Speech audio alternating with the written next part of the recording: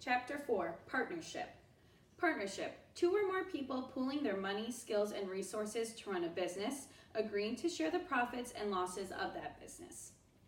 Jesse had been waiting for this moment, the moment when Evan would see their lemonade stand, see the wonderful decorations they had made, see the crowds of people waiting in line, see Megan Moriarty standing by her side. He would see it all and be so impressed. He would think to himself, wow, Jessie is one cool kid. She sure knows how to run a lemonade stand, right? And then he'd jog over and say, hey, can I help you out? And Jessie would say, sure. We were hoping you'd come over, and it would be like old times. Why hadn't it worked out like that? With one part of her brain, Jessie continued to take money from customers and make change. That was the part of her brain that worked just fine. With the other part of her brain, Jessie went over what had happened with Evan. That was the part of her brain that tended to run in circles. She and Megan were selling lemonade. Business had been good. Then Mrs. Polly, a neighborhood mom, walked up. She had a bunch of kids in her backyard running through the sprinkler, and now they wanted 12 cups of lemonade. 12! It was the biggest sale of the day. Megan got cracking, pouring the lemonade, and Jessie took the 6 singles that Mrs. Polly handed her. All the kids from Mrs. Polly's backyard were chanting, lemonade, lemonade, lemonade. A fly buzzed by Jessie's ear. They'd been having a problem with flies because of the sticky lemonade spills on their stand, and she cocked her head to one side to shoo it since her hands were busy with the money. And that's when Jessie looked up and saw Evan standing there, staring. So she smiled, but he didn't smile back, so she waved.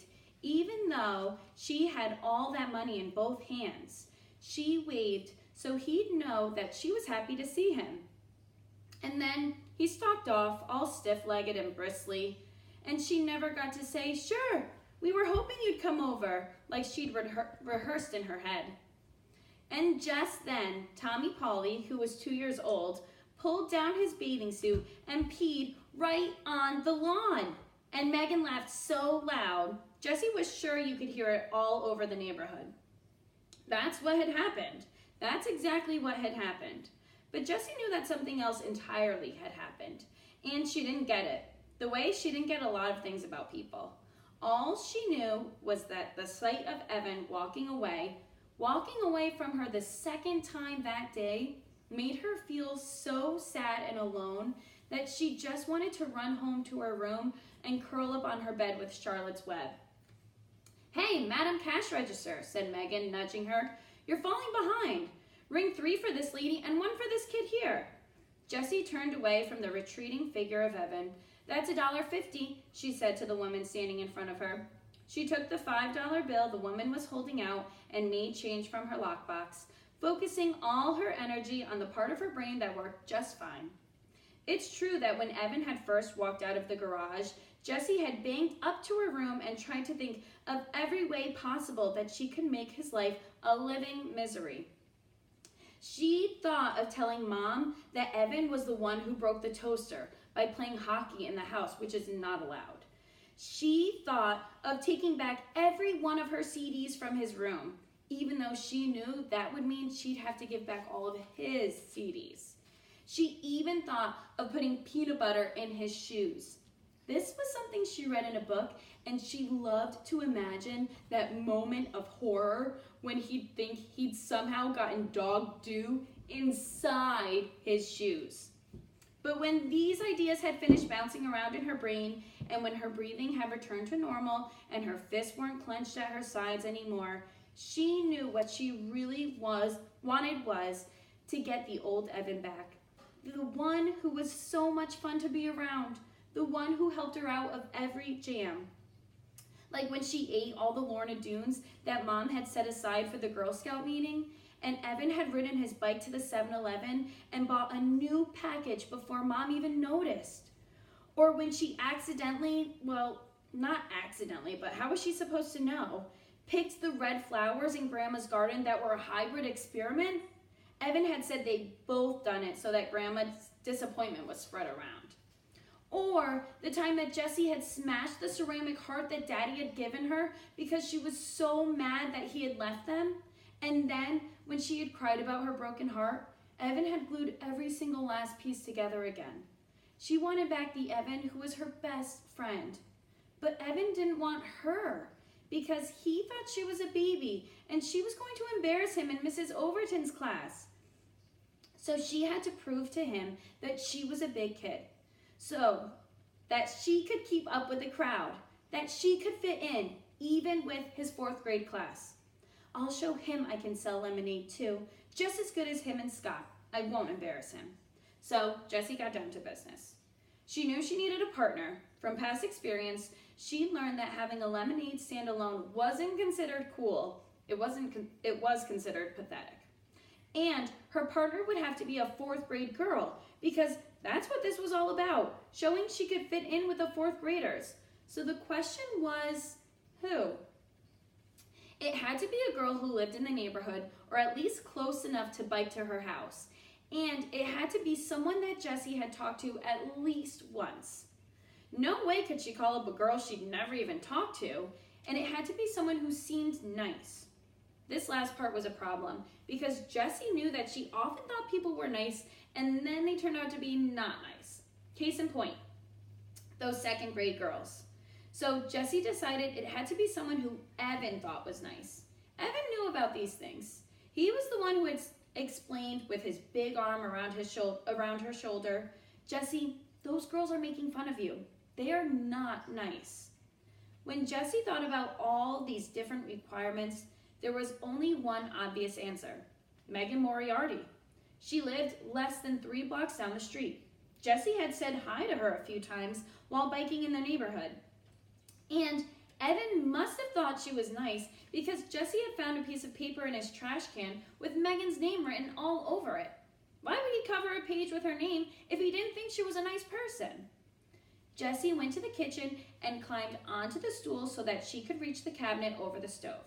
She took down the school phone book and looked through the listings for both of last year's 3rd grade classes. No Meg Moriarty. Duh, Jessie remembered. She'd moved in halfway through the school year. With a sinking heart, Jessie checked the town phone book. No Moriarty family listed on Damon Road. Okay, said Jessie, slapping the phone book shut and putting it back in the cabinet over the stove. Time for plan B. Jessie went to the hall closet and got out her backpack, which had been hanging there empty since the last day of school. Inside, she put 3 cans of frozen lemonade from the freezer and her lockbox full of change. She put a $10 bill still paper clipped to last year's birthday card from her grandma in her top desk drawer. Then she went to the garage, strapped on her helmet, and rode off on her bike. As she left the driveway, she could see Evan and Scott's lemonade stand on the corner, but she was careful not to make eye contact. She didn't want to talk to Evan until she was ready to, ta-da, impress him. Her heart leaped when she imagined him ditching Scott to be with her. Megan's house was so close that Jessie got there in less than 30 seconds. And less than 30 seconds wasn't nearly long enough for her to plan what she was going to say. So she rode back and forth in front of the house about 15 times, trying to pick the right words. "What are you doing?" a voice shouted from the upstairs window. Jessie slammed her foot in the brakes and looked up. Megan was staring down at her. She looked huge. Her voice did not sound nice. "Riding my bike," said Jessie. "But why are you riding back and forth?" asked Megan impatiently. "In front of my house." "I don't know," said Jessie. "You want to play?" "Who are you?" asked Megan. "Jessie," said Jessie, pointing down the street toward her house. "Evan's little sister?" asked Megan. Jessie felt like a deflating balloon. "Yeah." "Oh," said Megan. "I couldn't tell because of the helmet." Jessie took off her helmet. "So you wanna?" she asked. There was a long pause. "Where's Evan?" asked Megan. "He's out somewhere with a friend," said Jessie. "Oh," said Megan. Jessie looked down at the ground.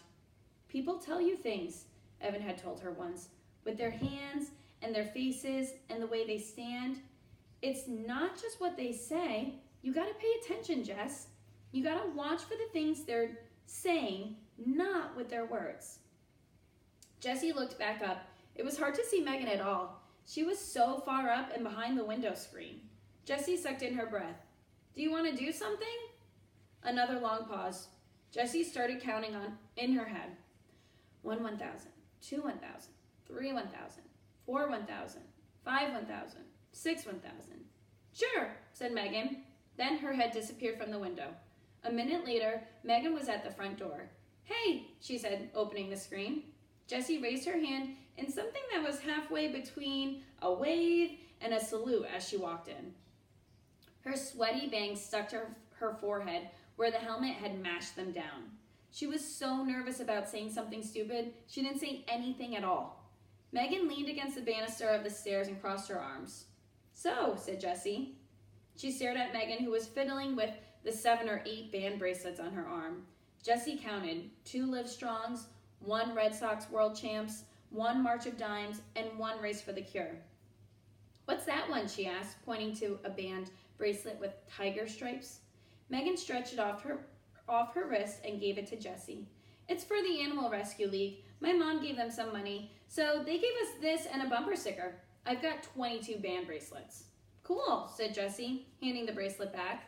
Megan flipped it back on. She continued to play with the bracelets on her arm, running them up and down, up and down. So what do you want to do? Asked Megan. I don't know, said Jessie. I don't know, let me think. We could have a lemonade stand. Said Megan, sounding bored. It'll be fun, come on. We don't have any lemonade, said Megan. I've got 3 cans, said Jessie. She slipped the backpack off her back and dumped out the 3 cans of frozen lemonade. Her lockbox came rattling out too. What's that? Asked Megan. My lockbox, said Jessie. We can use it to make change. She felt her face getting red. Maybe 4th graders weren't supposed to have lockboxes. How much money have you got? Asked Megan. You mean in change or all together? Megan pointed at the lockbox. How much is in there? $4.42, 14 quarters, 5 dimes, 3 nickels, and 27 pennies. Jessie didn't say anything about the $10 she'd left at home. Both of Megan's eyebrows shot up. Exactly? She asked. What do those eyebrows mean? Jessie wondered in panic. Why was Megan smiling at her? Jessie, those girls are making fun of you. They are not nice. Jessie didn't say anything. She had a sick feeling in her stomach that this was going to turn out badly. Megan straightened up. Wow, you're rich, she said. Want to go to the 7-Eleven? We could get Slurpees. But Jessie pointed to the cans of lemonade on the carpeted hallway floor. The frost on them was already starting to sweat off. We could do a lemonade stand later, said Megan. Maybe. Jessie thought of Scott and Evan racking up sales 2 blocks down. How was she going to prove herself to Evan if she couldn't even get Megan to have a stand? How about the lemonade stand first, Jessie said, and then Slurpees with our earnings. I bet we'd even have enough for chips and gum. You think? Said Megan. I know, said Jessie. Look. She held up a can of lemonade. It says right on the can, yields 64 ounces. So we get 8 cups from each can and sell each cup for $1/2. So that's $4. And then there's 3 cans. So that's $12 altogether, right? The numbers flashed in Jessie's brain so fast she didn't even need to think about what she was multiplying and dividing and adding. It just made sense to her. Hey, how old are you? Megan asked, looking at her sideways. 8, said Jessie, but I'll be 9 next month. Megan shook her head. That math doesn't sound right. No way we can make $12 from just 3 little cans. Yeah, said Jessie. I'll show you. Do you have a piece of paper? Jessie started to draw a picture. She knew that other kids couldn't see the numbers the way she did. They needed the pictures to make sense of math. Look, she said, here are 3 pitchers of lemonade, because we've got 3 cans of lemonade, and each pitcher's got 64 ounces on it. Now, when we pour a cup of lemonade, we'll pour 8 ounces, because that's how much a cup holds. You don't want to pour less than that, or people will say you're being a cheapskate. So each pitcher is going to give us 8 cups, because 8 times 8 equals 64, right? Now, we'll sell each cup for 50 cents. That's a fair price. That means every time we sell 2 cups, we make $1, right? because 50 cents plus 50 cents equals $1. So look, I'll circle the cups by 2, and that's how many dollars we'll make. Count them. Megan counted the circled pairs of cups. 10, 11, 12. See? That's how much money we'll make, said Jessie. If we sell all the lemonade and if we do the lemonade stand. Wow, said Megan. You're really good at math. She puffed her cheeks out like a bullfrog and thought for a minute. Then she popped both cheeks with her hands and said, whatever, let's do the lemonade thing. Jessie felt soaked in relief. Maybe this was going to work after all. An hour later, Jessie and Megan had transformed the little wooden puppet theater in Megan's basement into the hottest new lemonade stand on the block. The stand was decorated with tissue paper flowers, cut-out butterflies, and glittery hearts. It was a showstopper. And boy, did people notice it. Kids in the neighborhood, strangers walking their dogs, moms strolling with carriages, even the 2 guys fixing the telephone wires.